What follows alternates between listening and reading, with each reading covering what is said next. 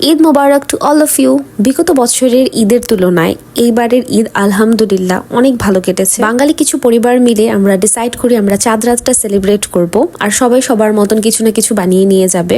চাঁদ রাতে পরার জন্য আমি শাড়ি চুড়ি সবকিছু রেডি করি। কোনো সময় ডান হাতে মেহেদি দেওয়া হয় না, কারণ আমি নিজে নিজে তো দেওয়া যায় না। তো আমার হাজবেন্ডকে বললাম ছোট একটা ফুল এঁকে দিতে, যদিও আমি সেটা বেশিক্ষণ রাখতেই পারিনি কারণ অনেকগুলা কাজ ছিল। দ্রুত ইফতার করে আমরা 1-2 ঘন্টার মধ্যেই যেহেতু বের হয়ে যাব, তাই সব প্রিপারেশন শুরু করে দেই।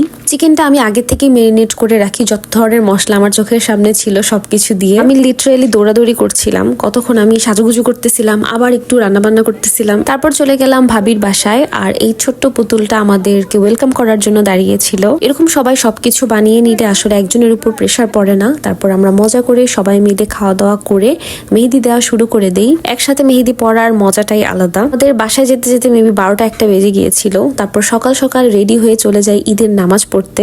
কোরিয়াতে ওয়েদারের কোনো ঠিক ঠিকানা নাই, আমার এখনোই এর মধ্যে একদম শীতের সব কাপড় চোপড় পরে বের হতে হয়। নামাজ শেষে স্ন্যাক্স খেয়ে আমরা বের হয়ে যাই এক আপুর বাসায়, আর আপু আমাদের জন্য এত সুন্দর করে সবকিছু ডেকোরেট করে সবকিছু নিজ হাতে বানিয়েছিল। সবগুলো খাবার এতটা মজা ছিল বলার মতন না। তারপর যে যার যার বাসায় চলে যাই একটু রেস্ট করার জন্য। বাসায় এসে আমরা একটু রেস্ট নেই, তারপর একটু ছবি তুলি, এরপর ওয়েট করতে থাকি সবার ফোনে। কোরিয়াতে হালাল এরকম কিছু দোকান আছে, সেখানে আমরা একসাথে সবাই ডিনার করে বাসায় চলে যাই।